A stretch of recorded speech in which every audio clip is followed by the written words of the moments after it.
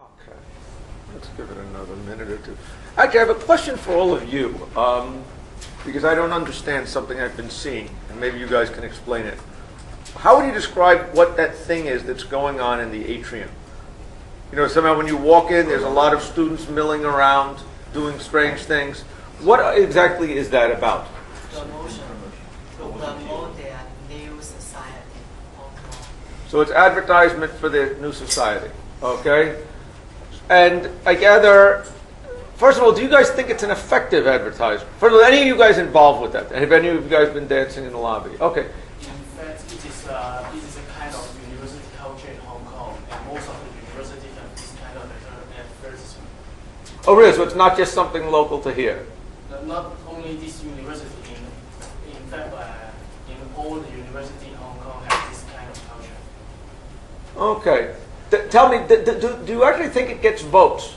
So I kind of believe some people might find it fun. Okay, my question is, do you think that it actually attracts votes, or it's more just like a fun thing to do? I think this is quite important to get votes from the members of that society. I see. It is promoting the new cabinet for society. I see. And an email to the guys saying vote for us wouldn't do. Probably. Email is one kind of advertisement, but most of the time they do things like stuff like that. I see. Okay, interesting. Okay, so those of you who are not in, who here is not in a society? Out of curiosity, or is everybody in a society? What? Member. I guess people are members. Everybody's a member of some of these societies. I choose not to vote for them. What? I like to study at the industry, the outdoor, that be kind of annoying sometimes. I see. So you say these guys yelling hurts your study. Okay. Fair enough. Okay. Interesting. Let's say there's nothing quite like that I have seen in the United States. You know but anyway. But the question, I'm still sort of, do you think that that's to help people vote for the society? People will vote for the society that's jumping around the most or yelling the most, or. It only means for funds. It's the only means for funds. Yeah. I see. So if you don't get enough votes, you don't get any money for your society. You can get some prize and some games, play some games in the counter there. I see. Okay. Interesting. Okay. Anyway, let's say file that under interesting. Any other questions? Any other questions? Comments about student societies? None. Okay. Let's then start the lecture and start asking. First of all, are there any questions about anything technically or logistically about anything going on? Okay. I had some people send me questions. Yes. How to join class in UVA? How to join the class in UVA? Okay. So there's a question of here that actually that's a good question, and maybe we can even actually give a demo here. Here is the UVA judge. Okay. This is when I logged in. You may not be able to see it. This is the programming challenges judge. Excuse me. There is a way to find all classrooms that hopefully is working. Okay, at least at various points was working. How many people agree at various points it was working? No. How did people? Okay, here is a list of all the UVA judge classrooms. And one of them should be us. Where is us? Programming challenges. Programming challenges. If you click at all classes, we are 812. So actually, this is impressive to me that there's other groups that are classes that are using it also. That's good. That's good. Okay. Whether they're actually getting very far, I don't know. But we have our classroom here. So you will click on this, and you will be able to somehow, probably it will ask you to join it. Is that right? Or how those of you who successfully joined the class, how did you join? Just Click join the this. join. You say join it, and how do you join it? What do you have to do to join? There is a button joins at side of the classroom if you are a student. Okay, so when you click on that, I see. When you're saying when you log in as a student, there will be a sign there of how you will join, right? And these are the people who have already joined. So if you have not joined, if your name is not here, do join. Okay, so I like to keep a little. I can keep an eye on you guys more easily. Okay, don't get scared where you sit in that, but that's the question. Yes. How about UVA? Is just automatic? In UVA, there is no classroom structure associated with UVA, so you should just join. And when I want to track, and at some point, I will probably ask you to mail me your UVA judge name. Okay, or maybe I'll have a sign-up list or something like that, so that I can get that information. I could view you in UVA if I could find you. Okay, here it's a little different because I can view more to the people who are registered in my class, and so I like to see that. Any questions? Any other questions about registering for the class? Any other questions about anything? There was at least one other question from somebody. I find the special judge on the programmerchallenge.com is, I think, it doesn't work. The special judge. What do you mean by special judge? When there is a problem, any solution is okay, and then, but if you submit any valid solution to the program. Right. Okay, so this is a good heuristic for when the UVA judge is going to be the right thing to do. Is if you have any of the problems, and at least one of them on this week's list falls into this category, where it says any of the any solution that satisfies is accepted, then that means that you have to have a smart program to judge it. The smart programs on the UVA judge are smarter than the smart programs on the Programming Challenges judge. Okay? In fact, I don't think there are smart programs on the Programming Challenges judge. So anything that says that it will accept any one of a multiple number of solutions, you should probably run it on UVA. Okay? And maybe submit it to Programming Challenges after you've got it working. Any questions? Any other comments or anything like that? Okay, what I'd like to talk about today is this week's problems. Oh, let's first go through how people... Oh, no. That's not quite what I had in mind. You have to come back here. Let's go back and say window, full screen, boom. So first of all, how many people are solved all four of the problems from this week? Last week was strings. How many people solved all four string problems? Okay, a bunch of people. How many people solved 3 string problems? Okay. How many people solved 2 string problems? How many people solved 1 string problem?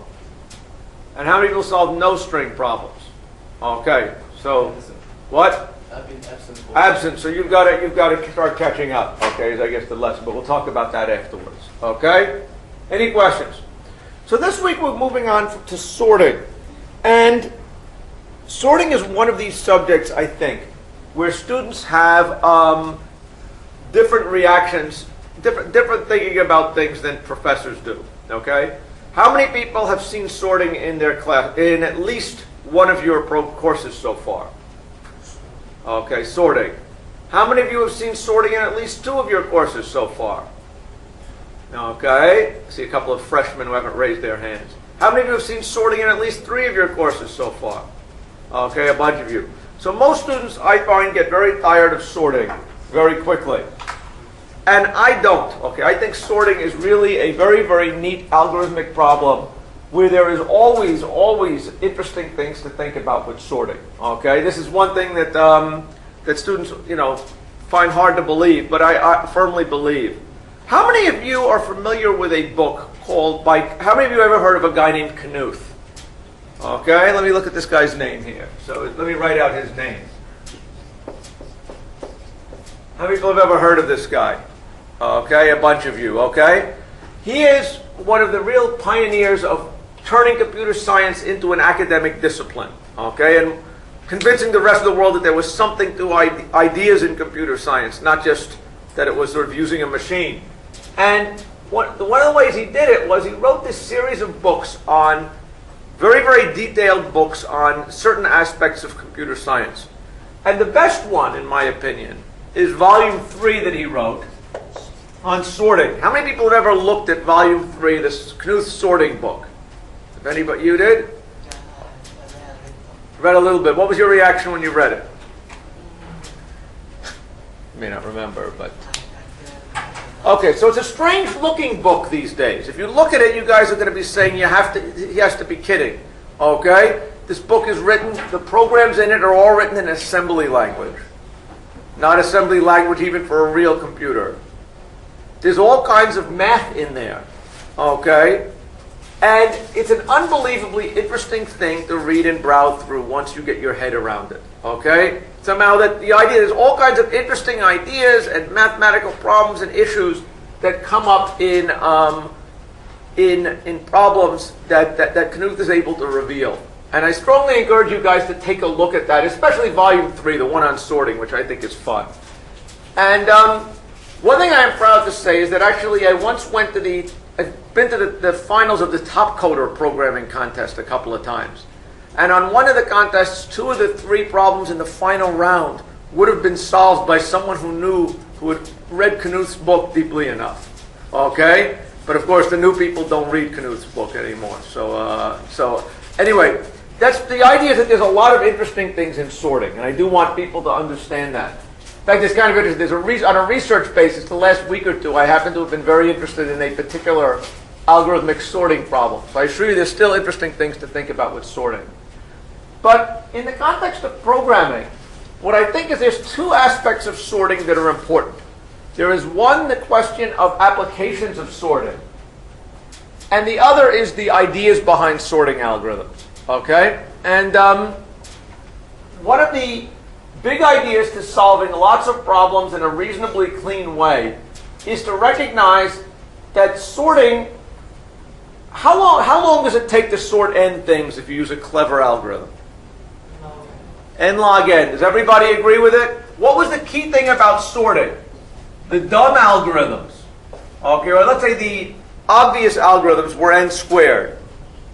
And the somewhat smarter algorithms were n log n. That was somehow one of the big things about sorting. And the difference is that there's a lot of things you can use once the thing is sorted that suddenly will become n log n that might have been n squared or something like that if you didn't do the sorting. That's why sorting is an important thing. Is that once things are sorted, a good thing for a lot of sorting problems is to sort the stuff and then solve it. That's a good algorithmic way. So suppose I give you a set of n items. How do you tell if they're all different? Okay, if I give you n people in this class, how do I make sure no one's registered twice? Okay? How would you go about solving that problem? Okay, someone with a hand. Okay? Everyone got a hand. Okay, yes. To use hash table. Okay, now you're talking like a modern person. You say to use a hash table. Okay? And so that's actually not a terrible answer. Okay? And it's not the answer Knuth. Actually, Knuth studied hashing, so you wouldn't be able to out-hash Knuth. Don't worry about that. But what would your idea have been? And it's not a bad idea. Would be that you put everything into a hash table. Okay? And the claim is if you put everything into a hash table, what's going to happen is 2 items that are identical will hash to the same bucket. Right? Does everybody agree with that? And so if you use a good enough hash table with a good enough function, when you hash it, almost always if there's only one thing in a hash bucket, it's only going to be a unique item. If there's more than one item, you have to now check to see are these items distinct. Okay? But if you're lucky, you won't get too many items in this hash bucket. Right? And then that would be efficient. And that would give you a linear time algorithm for it. Right? But that's if you're lucky. What happens if you're using a lousy hash function? And everybody gets stuck in the same bucket. Okay? Now how do you find whether there's a duplicate? Everybody see what the problem is? 2 things getting hashed to the same bucket are, it's a necessary condition for them being the same, but it's not a sufficient condition. And you'd have to explicitly test them. Okay? So how do you now test these buckets? How do you now find out, given a bunch of items, whether 2 things are, there are 2 that are identical? Can someone propose an alternate algorithm? To check one by one if that element is already existing. Well, you're saying check one by one if that element already exists.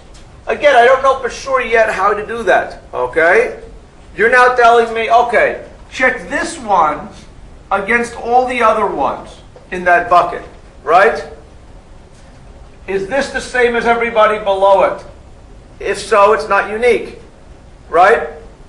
The trouble is, what happens if the bucket looked like, you have A, B, C, D, dot, dot, and the last two items were Skiena and Skiena, right?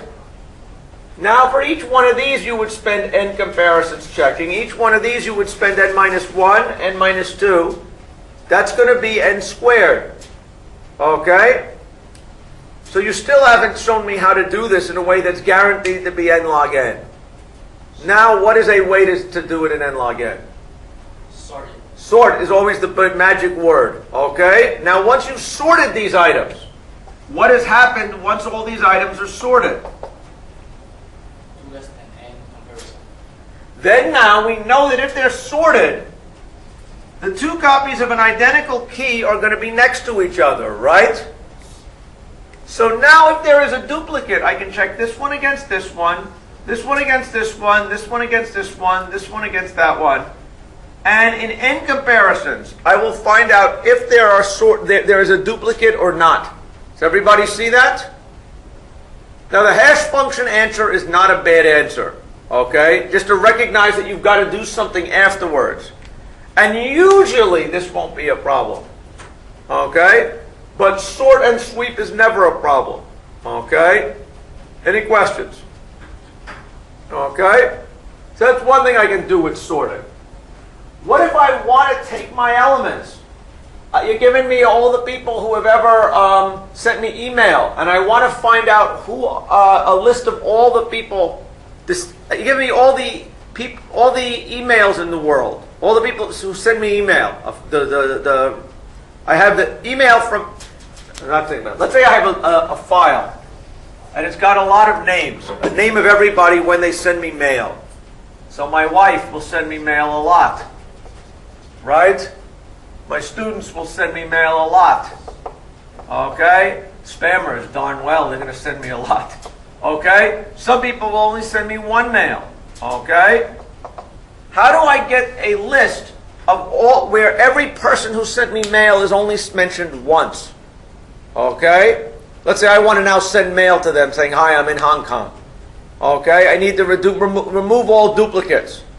How do I take a set of items and remove all duplicates? What? Sort. That's the magic word for today. You always sound smart when you say sort, right? Once it's sorted, how do I now remove duplicates? The same check in the two names. Same kind of check.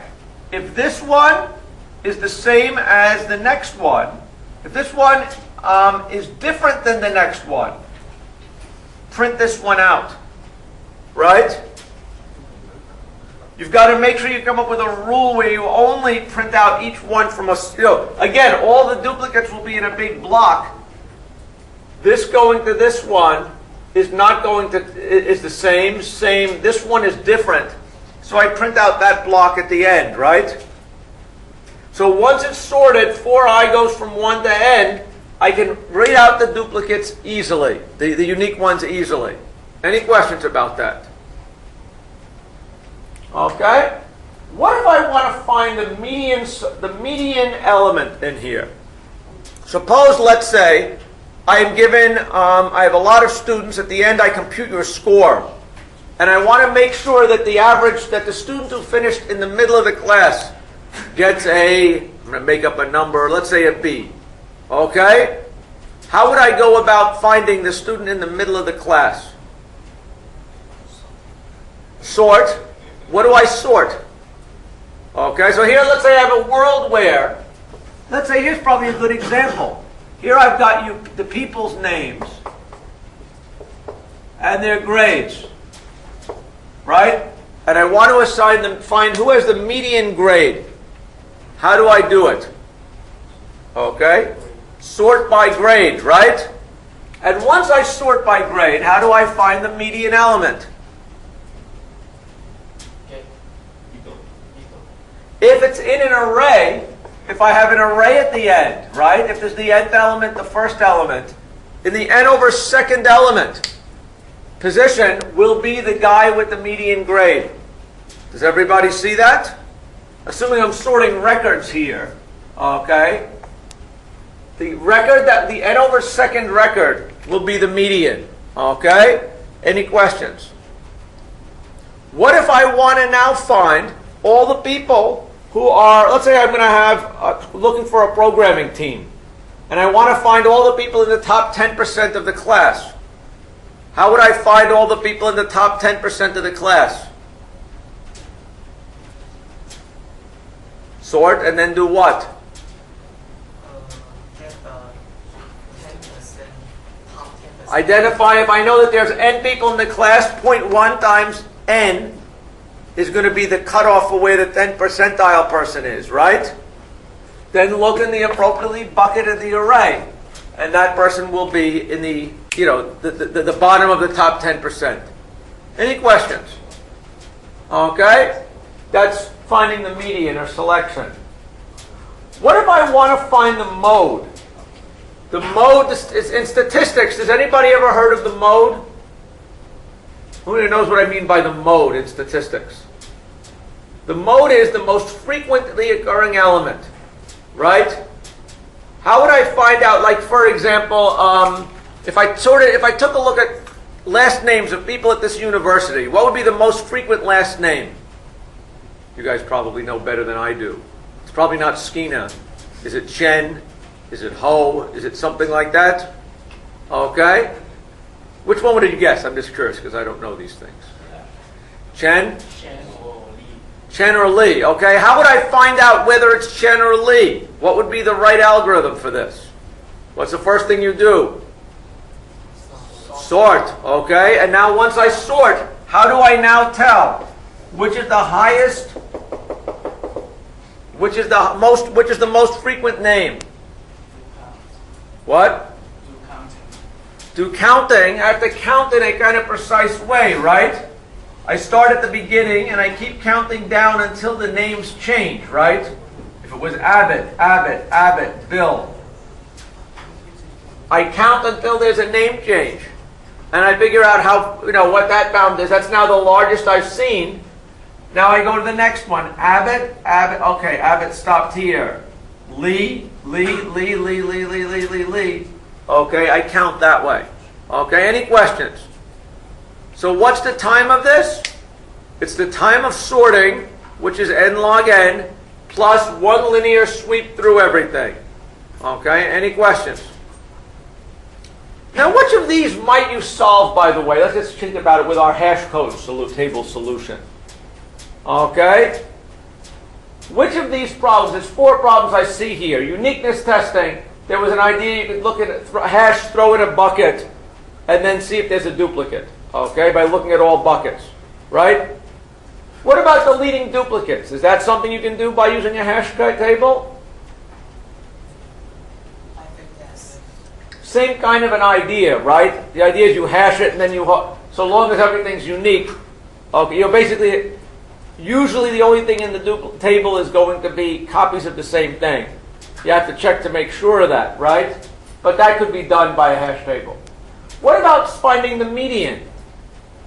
Could finding the median be done by a hash table? No. Okay. What about frequency counting? Could this be done? Finding out the most popular name. That would also be potentially doable. Although again, I personally think that the sorting thing is cleaner than mucking through the hash table. Do you agree or not really? Yes, but hash table is usually faster. So you're saying the hash table is usually faster. What I will say is you're possibly right or probably right. Because a hash table thing, if you did it right, how long does it take to build a hash table on n elements? Usually I take it to be double size, double the size. Well, I think big O wise. I think that inserting something into a hash table, if I have n things, each one's constant, it should take me linear time to build a hash table. It would take me n log n to sort. So you're right that usually building the table, the hash table is faster than sorting. But the question is, does it matter? Let's think about this. Is there a size range where doing it in n log n is going to hurt you, but n isn't? Okay? Let's think about it. Let's compare. Actually, this is a good exercise if you don't have this a feel for this in your head. N log n, n squared. Suppose I have to do 1,000 things. What is 1,000 squared? 1 million. So if you want to tell me I can do an n squared algorithm, I think on up to about 1,000 things, right? What about 10,000 things? What is this going to be? 100 million, right? So here we're already beyond the pale, okay? Let's come up, let's say we have 1 million here, okay? Which is pretty big, right? What is 1 million log n? What is the log of 1 million? I think it's something like 2 to the 20th is about 1 million, right? Is that what you're saying? So this is something like 20 million. This already is what? Can you even name what this is? Okay. 1 million. Here's the millions. Here's the billions. Here's the trillions. This is 1 trillion. This is ridiculous. This can't be done. Not even by, no matter how long you're willing to wait, pretty much. But this is still not a big deal. If you can do 1 million, you can do 20 million. Right? Does everybody sort of see that? This is still within a range where it's doable. So I wouldn't worry about the cost of sorting. That's if you're using an n log n algorithm. If you're using an n squared algorithm, you're going to be punished. But not an n log n algorithm. Any questions? Do people believe that? Okay, good. I think Yeah. that another way to do the meaning, kind of find the members into 5 per group and find the meaning. Okay, so you're saying that, wait, I've read somewhere that there is a fancy algorithm for finding the median in linear time. Is that what you're really saying? And you're 100% right. There is an algorithm that will, in fact, always find the median faster than sorting. What I can tell you, though, is that it's very complicated. It's probably, because it's complicated, going to do, it's not like a linear, go from 1 goes to 1 to n. There's going to be a constant in front of that. But even more, for how many people, here we say that for 1 million people in the class, sorting it and doing this is still only going to take 20 times longer than the fastest way of sweeping through in linear time. Right? So what I would say is I agree with you that there is a faster asymptotic algorithm and it is interesting. But I see no reason why you should be worried about it on this scale. Because n log n and n are very close to each other. That's the important thing to see here. Any questions? Okay? Fair enough. Let's look at some other applications of sorting, though, that are maybe a little more sophisticated, maybe not. One would be, suppose, let's say, I am given a bunch of elements, and I want to permute them according to something. Let's say I have these big records around. Let me come back here.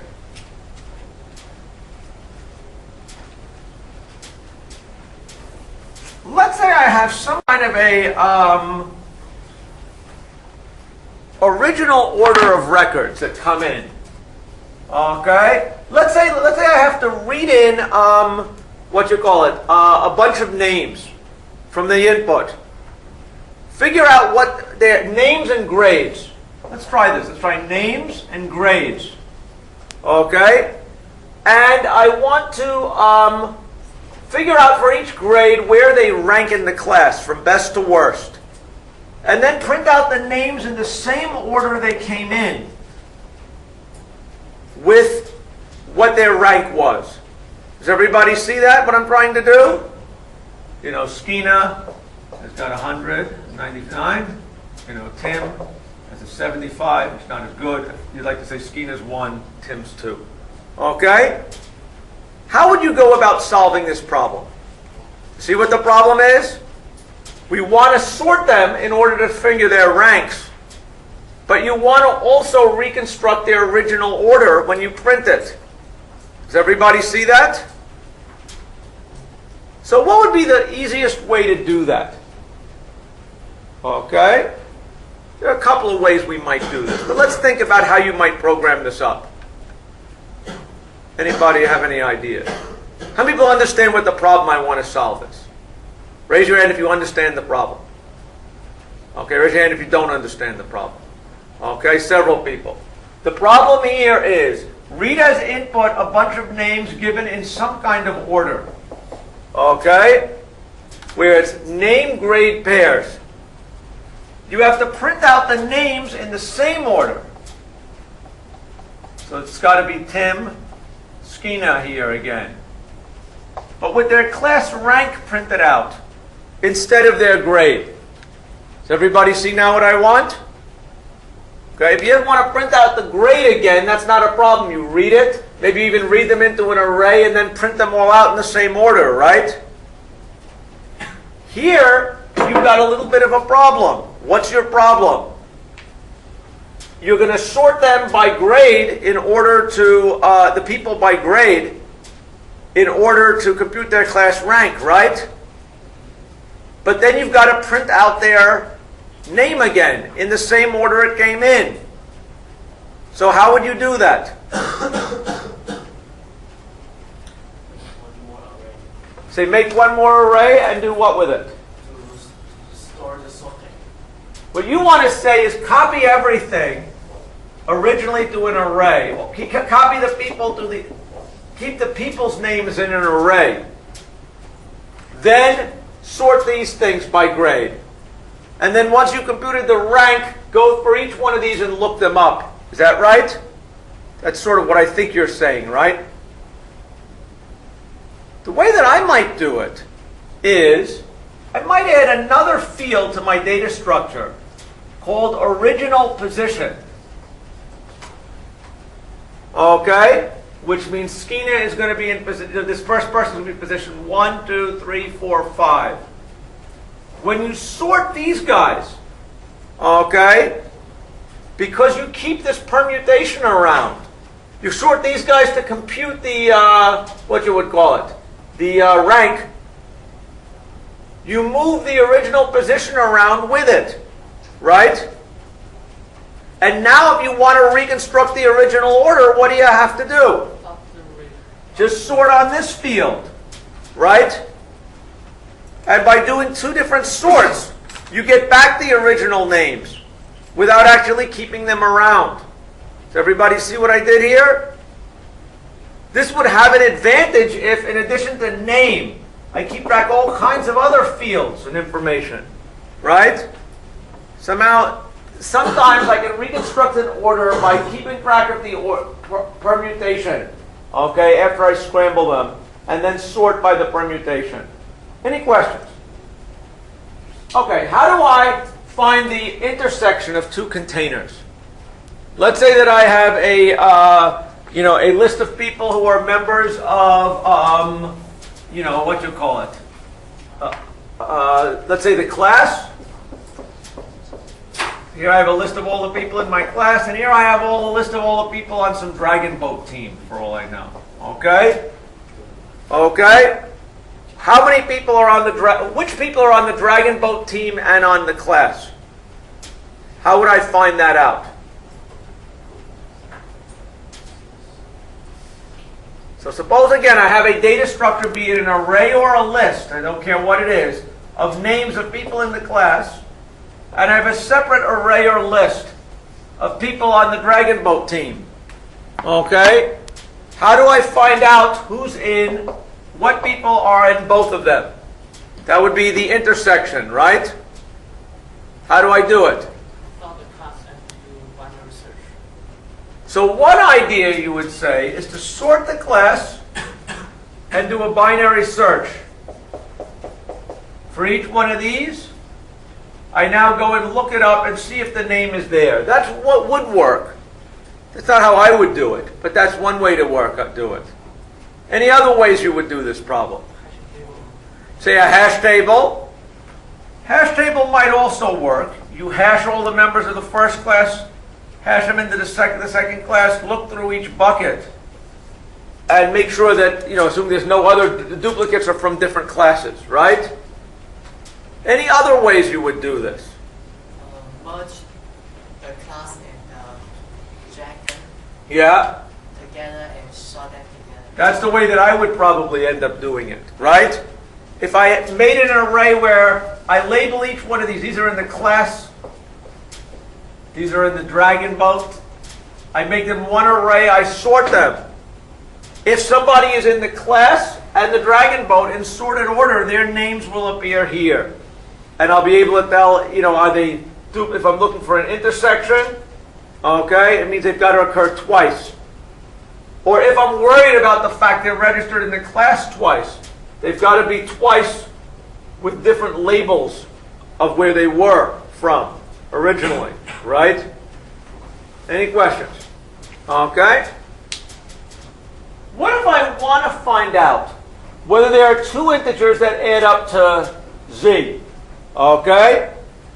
Let's be precise here. Let's say that I am down to my last $100. Okay? And I've got a bunch of items that cost a certain amount.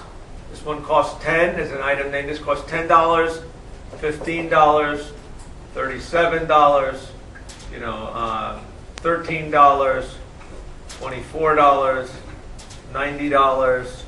Are there any pairs of items that add up to exactly $100? In this case, there is, right?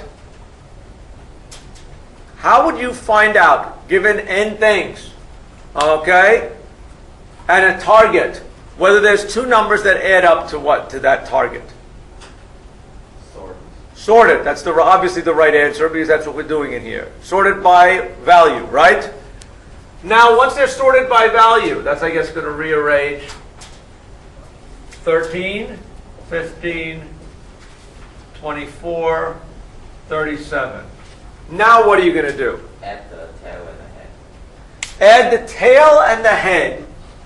Well, in this case, now, let's say the tail was 100, was 99. Then what are you going to do? And the tail move forward. Just increase the tail. So you're saying what you're going to do is you're going to move the tail up. Just add 90 to 50 this time. The second element. Wait, no, I'm not completely yet getting it. It's not a bad idea. What is pretty clear, though, is that if we're looking for a partner for the first element, where could the partner for the first element be? This is the smallest one.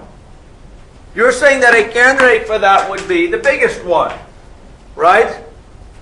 And if that is too big, keep moving it up until I find a place where you say it fits. Except here there was an element named 5. Okay? What I claim is if we walk up this way, we'll eventually find a place where the sum is less than 100. At which point we now know that that first element can't possibly have a pair, right? So you're going to bop this one up. Is that right? And then you know that this guy's partner, because this guy, all these guys were bigger, this guy's partner has got to be smaller than or equal to the potential partners here. And so you're going to keep walking up in that direction. Is that what you were saying? How many people understand the idea? How many people don't understand the idea and want to? Okay? How much time would that take after sorting? What? Linear time. Okay, that's good. Now I find that a little clever, a little too clever for me. Okay? It's linear, but I still think that's a little clever. What about doing it in a way that another way you might do it is with binary search here. Okay? If I want to find out who's the mate for 5, I've got to look for what number? 100 minus 5. or 95, right? But now that this is sorted, I can do a binary search and look for 95, right? If I don't find one, the next one is 100 minus 10 or 90. So I could also do this as n binary searches. Mine would take n log n time. Yours would take n time. So yours is in principle better. I think it requires a little more smarts. And it doesn't make the whole algorithm faster. Right? Because I have to spend n log n time to sort it anyway. Right? So either of them would work. Okay? And, mine is arguably, there's a question of taste as to which one might be better if you were starting from scratch. Any questions? Okay? Finally, of course, the other reason to do it is sorting is so you can do binary search. Okay, that's the usual reason you think about in class. Okay? Any questions about that? Any other questions about applications of sorting? Okay. The other side of sorting, so I'm always looking for applications of sorting because they often make problems very, very easy. The other thing to think about are sorting algorithms. And you probably learned a lot of sorting algorithms. Which sorting algorithms did you learn? You certainly learned selection sort, right? What was selection sort? Somebody with a hand. Or somebody else with a hand. Yes, you. For each time, find the minimum element and then put it at the level. Okay, so basically to sort something, if you were given your elements 7, 13, 5, 4, find the smallest one in the array, move that one forward. Find the smallest one in the array, move that one forward. And you're always maintaining a partition of the sorted part and the unsorted part, right? And that took n squared. Any questions? Okay. How many people have heard of Heapsort? How many people have not heard of Heapsort? Don't be afraid to admit it if you haven't. What is Heapsort? Heapsort is what? Use the min heap. Use a min heap to do the same thing. This is an interesting idea. You learned about selection sort and you learn about heap sort. All heap sort is selection sort with a fancier data structure. Right? If you maintain a priority queue of the unsorted stuff, right? Here, what was the cost of these operations? Finding the minimum took linear time in the size of the array. Okay? And then deleting it took constant time because you were just swapping it. If you use a heap to maintain the unsorted part, it took logarithmic time to insert, to find the minimum, and to delete the minimum. Okay? Any questions? So heap sort is a good example of where something gets faster with the right data structure. Okay? Any question? Bubble sort. Everybody remember bubble sort? It's not really any good reason really to remember bubble sort. Okay? Other than actually, I think what bubble element, actually I think what bubble sort did. What did bubble sort do? Okay? Does anyone remember how bubble sort worked? What happened? Somebody. Bubble the smallest to the top, on the largest to the... What you did on the bottom was you moved an element, you compared each element to its predecessor. Is that right? And if it was less, you swapped it and kept moving. Is that right? And you swapped it and kept moving. Okay? And you did this in one pass through. You kept moving people up part way. And then you did another pass. You did n passes. That was bubble sort, right? How much time did bubble sort take? N squared. Okay? What is the... is there any redeeming property to bubble sort? Actually, I think it has one interesting property, if I'm correct. Actually, is that no element moves further than it has to. Actually. If you think about it, suppose, let's say these elements were physically, it was heavy to carry them. Okay? Note that each element only moves in the right direction. Okay? When you do bubble sort. So that's one of the kind of cute things about it. Okay? But that's not really probably important here. What was insertion sort? Does anyone remember what insertion sort is? How many people know what insertion sort is? Okay, what was that one? Someone with a hand. Insertion sort. Take an array from all some parts and try to find a position in the sorted part. Okay, so you started out with a sorted array again, subarray. This was sorted, and this was unsorted. And what did you do? The first of the last of the array. Bop, bop, bop, bop. You compared it to each element here until it found its right spot.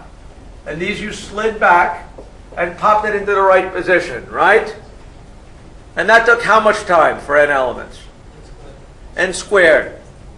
What if we only wanted to count comparisons, though? Is there a way to make insertion sort run in n log n comparisons? Binary search. Why don't we make insertion sort better? By taking a look, you have a sorted set here. This is sorted, so you can do binary search, right?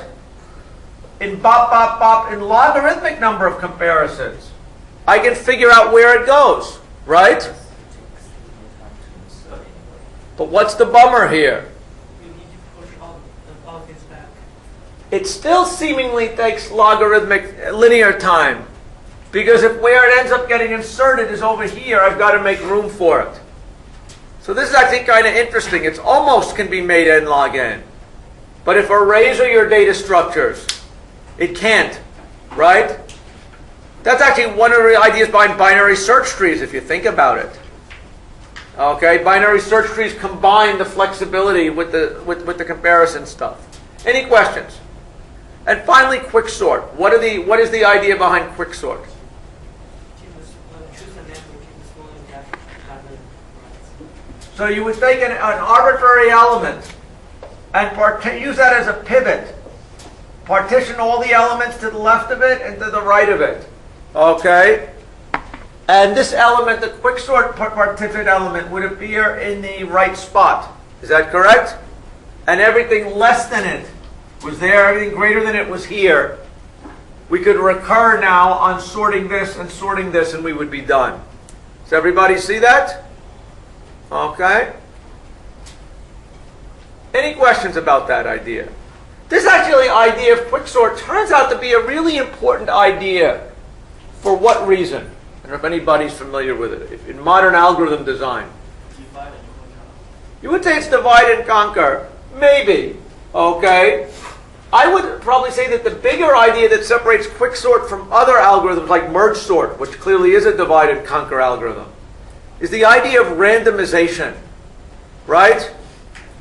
Here, if you picked a random element as your pivot, usually it would do just fine. It wouldn't be at one of the ends. It's very rare that it would be at one of the ends, right? And the interesting thing is that if you pick a random pivot each time, you can make your probability of success very high. And it has nothing to do with the input order of what you're given. That's the other interesting thing about randomization, which is actually a very subtle point.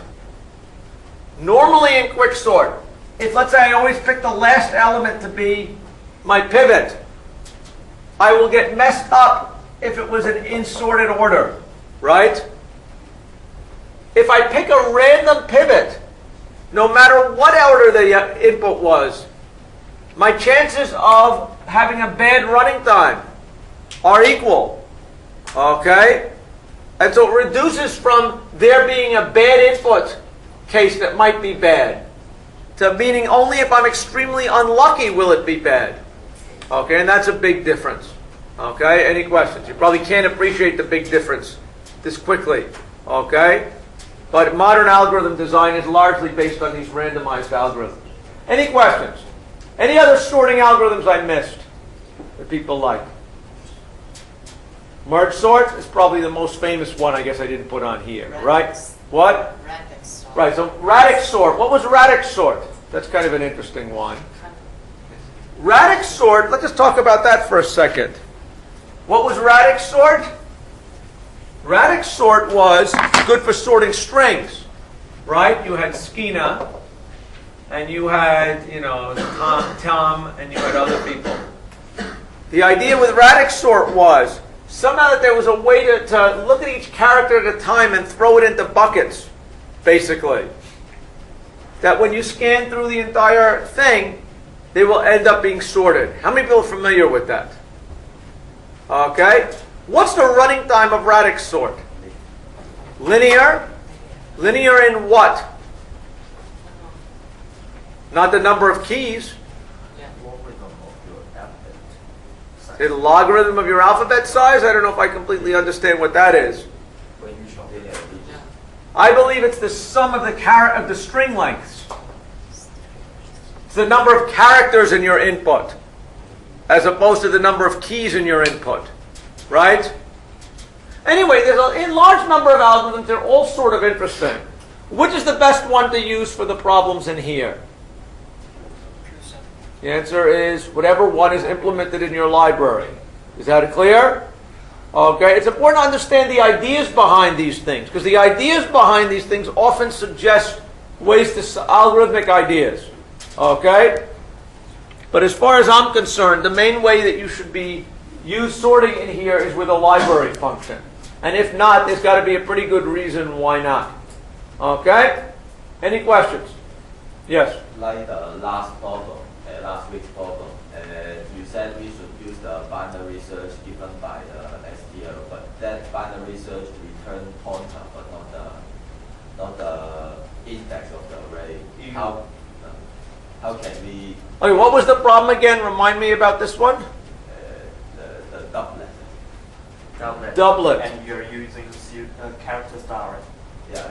You can use a string object instead, which contains an object comparison into the trick. Okay, what you're saying, I think, I'm not sure I'm wrapping my head around this, but it seems like what you were doing is you sorted records. And you wanted to return one field of the sorted record, right? Yeah, and use binary search in the explicit table of the graph. Well, that should still be the case. You should be able to still have a sorted table of records. Is this what the problem was? I'm not sure I'm getting it. Yeah. Where there was one field you cared about and one field you didn't. There was a key field and a data field. I don't think we can do that because the data will be extremely large. There are at most 25,000 words. If you want to try to build this table, it can be huge. It's like using map or set provided by STL. Not a read. Okay. And he's having trouble is that he fills the template with the type of C string. But C string there, he used character star, the pointer. And the mechanism of the template just use a comparison, but what they actually manipulate is the pointers, not the actual strings. Okay. I'll admit I'm not still seeing the problem yet. I mean the binary search return the pointer, but I want the binary search to return the index of the target. Well, one way to have done that, if that was a concern, would it have been to label, just like I did before, to label each record with its starting index? Yeah. And then you could have used binary search, right? Yeah, I use the binary search in the library, but it returned the pointer. I don't know how to achieve. Right, but what if index. I'm being told dereference it or something like this? I'll confess I'm not understanding exactly what you're doing, but I'm wondering, would you have solved that problem by keeping an extra explicit field in your structure for what its original position was? No. I think this problem can be solved by CPU minus the address you find by binary search minus the address of the array, and then you can get the index. I think that's the solution. Okay. You're saying that, I see, you're saying that what's being returned, okay, if I understand what you're saying is, you were doing a binary search on an array, you got the pointer, you wanted to find out what position it is. I see, what you're now saying is, you could find what the original pointer of this was, subtract this pointer from that, and divide by the number of words, right? For a C programmer, that's not an immoral thing to do.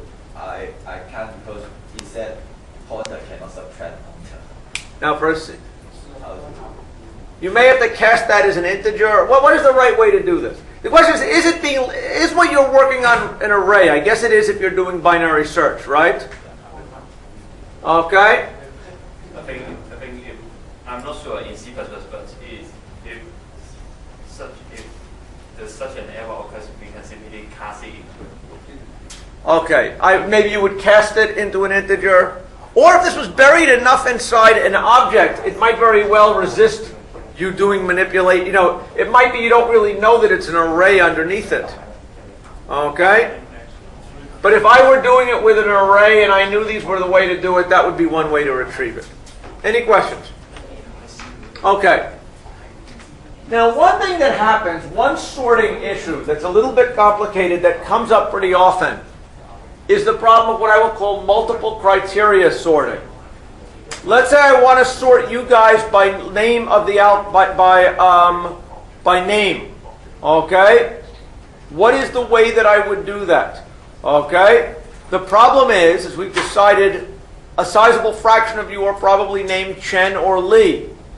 So if I sort you guys by last name, okay, my sorting job is not yet done because I also have to break ties on a first name, right? And if there is still a tie, I have to break it on on maybe middle initial or something like that, or date of birth or something like this. Okay? How is it that you can sort by using more than one key, where the second key is used to break ties? Everybody see what this kind of thing, what my problem is? So suppose, let's say my name was represented by a structure of first, last, and then middle. Okay? How would I sort names in that way? Okay, where I first sort by last name and then I break ties on first name. How would you do that? Okay, what algorithm does it affect, or what is the technique for that? Okay. Any ideas? I mean, one way to do it is to note that what governs any sorting function, there is a pairwise element comparison. Given elements x and y, you want to decide which one of them is at first. In C, you have to write a comparison function to use the sorting functions, right? With the property that it returns 0 if the elements are the same, I guess -1 if the first is less than the second, and +1 if the second is greater than the first. Or I may have gotten the convention wrong, but does everybody know what I mean by this idea of returning 0, 1, or -1? To denote what the pairwise order is. What is it? It's a case it's a -1, I guess, if the first one is less than the second. We return a +1 if the first one is greater than the second. Right? And a 0 if the first one was the same as the second. Here I have a comparison function where I'm comparing on two keys. First I compare if there's a difference in height. If there is, I make my decision on that. If not, I now compare on a second key. Okay, or possibly a third key. And if I fold all this into one comparison function, then I can sort on multiple comparison keys in one sort. Any questions about that? How many people understand what I'm saying? How many people don't understand what I'm saying? Okay, good question. Let me go back and just look a little bit at what a sorting library is. So I told you you should be using built-in sorting functions, right? In C, my favorite built-in sorting function is something called Quicksort. What are the inputs to Quicksort? Quicksort says that in order to sort an array, I need a total of 4 elements, inputs to it. One is a pointer to the beginning of the array. Okay? One is a size of how big the elements are. If they're integers, they're 4-byte elements. If they're records, they might be arbitrarily large. There's a function in C called size of that will tell me how many bytes it is. No, there's a number of elements. How many elements in the array? How wide is each element? And the final thing is a pointer to a comparison function. This is what it's going to use to compare two elements to decide if they're bigger or which one goes before which in sorted order. So for the sorting algorithm, to use the sorting library or the binary search library in C++, in C, you need to have an integer comparison function. And what I'm saying is one way to compare on multiple keys is to have all the smarts in the comparison function. Any questions about that? That is my preferred way of doing it. Is there any other way that you can compare on multiple keys that anybody's aware of? If you want to sort so that you have records and there are a couple of different records, and you may want to sort by first name and then second name. There's another technique based on something called stable sorting. This I probably shouldn't, this is actually interesting, but I probably shouldn't go into it too much. There are certain sorting algorithms, and they're actually surprisingly hard to find, where they are guaranteed to leave identical keys in the same relative order as they were before. What does that mean? Suppose, let's say, I give an array here, and my array consisted of, okay, B, A, C, D, A. We know when we sort that, that's going to be A, B, C, D, right? The question is, when you moved it around, is this A equal to that or that? Okay? Normally when we sort things with identical keys, we don't care about that, right? And so you've never lost much sleep worrying about whether your sort was stable. But certain algorithms have the property that they will always ensure that on ties will stay in the same relative order as the original. Okay? And what good is that? Well, one possibility is, first, I sort by, let's say I want to sort names so that the last names are in order. Let's say I want to sort it so Skiena Stephen will appear after Skiena Abby. Okay? And I have this as a key field, and this as a key field. How could I guarantee that? One slick idea is I could first sort by first names. Okay, so all the Abbeys will be before all the Steves, right? And then if I sort these things according to the last name, if I used a stable sorting algorithm, any Skeenas here will be in the same relative order afterwards. Does everybody get that idea? So if I have a stable sort, I can actually sort by the least significant key, and then the most significant key, and it'll be in the right order. Any questions? How people sort of see what I mean by this trick? How people don't get it? Okay? This is a complicated thing if you haven't seen it before. But I think this is the same idea that drives Radix Sort, which you were talking about a few minutes ago. Any questions? Yeah? We'd like to know if stable sort is slower than... I believe that there are stable sorts that are not... Oh, that's a good question. I believe there are stable sorts that are n log n. So I don't think a stable sort is necessarily slower that you worry about it. Okay? Stable sorts, though, are very hard to implement. The fact is that in STL there is a stable sort.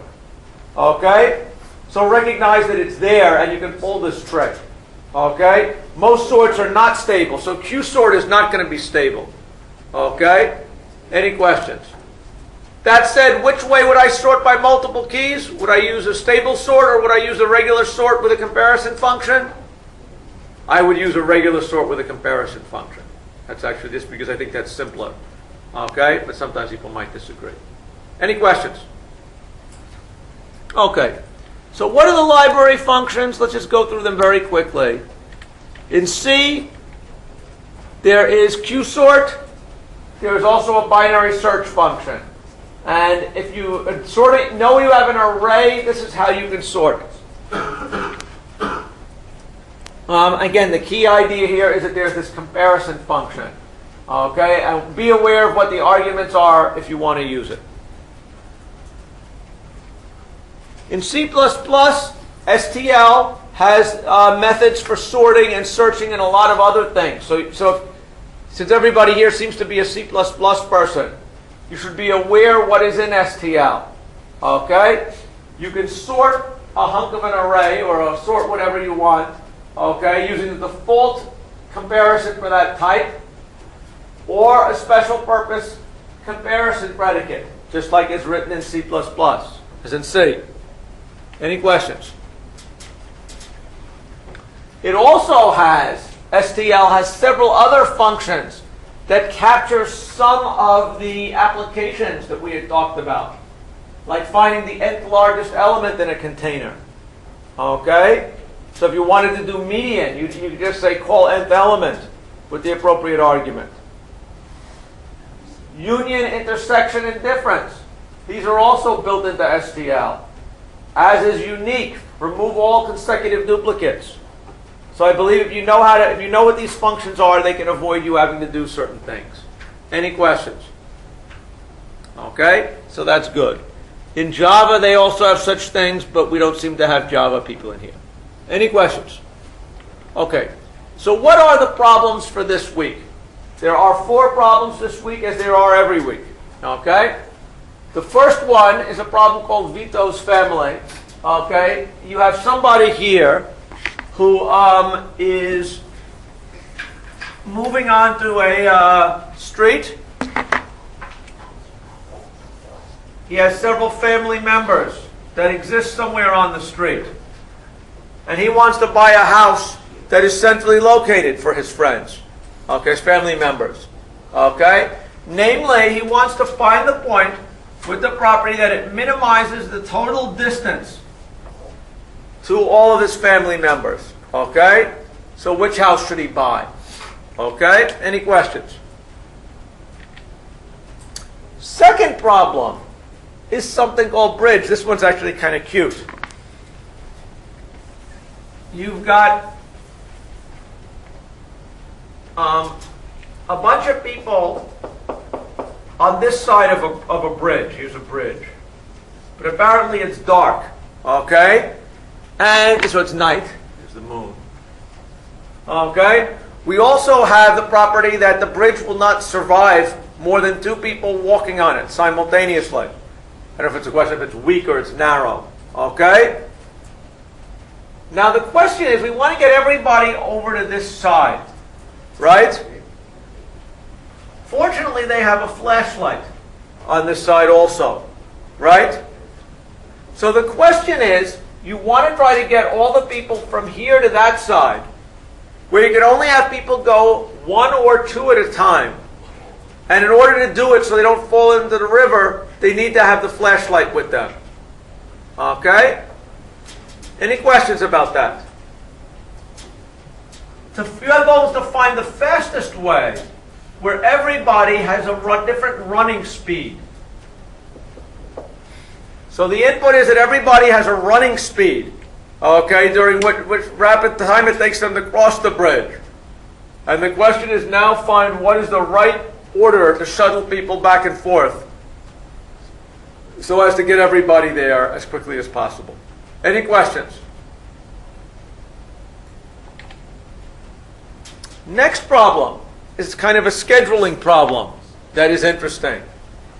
On this one, we are given, you have a shoemaker, okay, who is given has a list of jobs to do.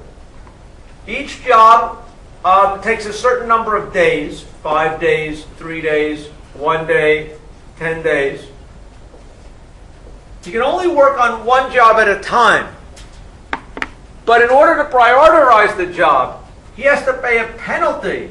Each job comes with a penalty a per day penalty for how much he pays for having not started it, okay, on time.